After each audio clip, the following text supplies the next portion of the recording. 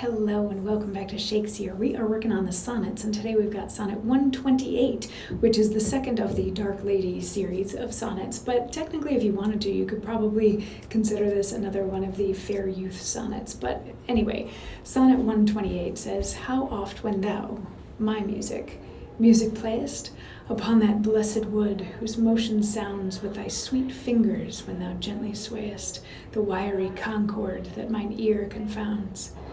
Do I envy those jacks that nimble leap to kiss the tender inward of thy hand, whilst my poor lips, which should that harvest reap, at the wood's boldness by thee blushing stand, to be so tickled they would change their state and situation with those dancing chips, o'er whom thy fingers walk with gentle gait, making dead wood more blessed than living lips.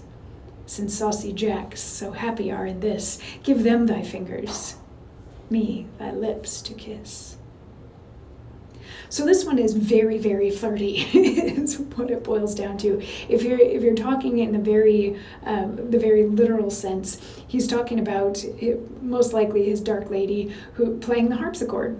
That's what this is a reference to, and he's watching her play the harpsichord and listening to her play the harpsichord, and while he's enjoying the music, he's finding himself becoming very jealous of the keys on the harpsichord because they get to touch her and he doesn't. He talks about those jacks that nimble leap, and imagine, if you're playing a piano, push the key down and it comes back up and it touches your hand, and he's like, I should get to kiss your hands the same way that the keys on the harpsichord are kissing your hands. And he talks about how he would gladly trade his lips so that they could become the keys of the harpsichord and therefore be happy and be able to kiss the dark lady, and ends with the, just let me, they can have your fingers, I just want to kiss your face, is what it boils down to. So it's very flirty, it's very forward. There's lots of references to wood in this one, which you can take however you would like to, and yes, probably that way, because let's be honest, a lot of Shakespeare is full of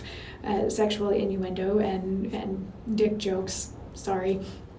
But this one also reminds me just a smidge of like, oh, to be that glove upon thy hand that touches thy cheek, that sort of thing. I believe that's Romeo and Juliet, where Romeo is jealous of the glove that's on Juliet's hand because the glove gets to touch her cheek.